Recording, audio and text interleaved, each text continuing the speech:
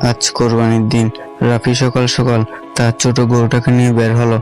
সারা বছর জমিয়ে রাখা টাকা দিয়ে কেনা একটাই গরু। স্বপ্ন, ভালোবাসা আর কষ্ট সব মিশে আছে এই গরুটাতে।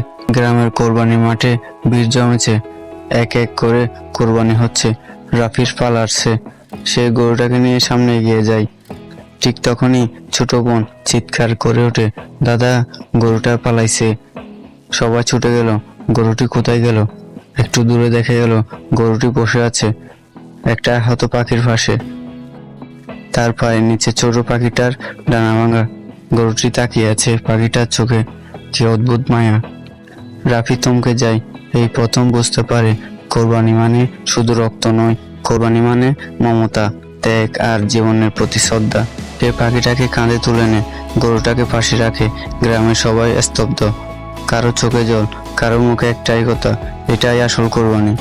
এই গল্পটা যদি আপনার মন ছুঁয়ে যায় তাহলে একটা লাইক দিয়ে জানিয়ে দিন। আর এমন ভালোবাসার গল্প পেতে স্বপ্নযোদ্ধা চ্যানেলটা সাবস্ক্রাইব করে পাশে থাকুন। আপনি যদি সত্যি স্বপ্নের পথে হাঁটেন তাহলে আমরা একসঙ্গে যাত্রা শুরু করি। লাইক দিন, কমেন্ট করুন আর সাবস্ক্রাইব করে সাথে থাকুন স্বপ্নযোদ্ধার সঙ্গে।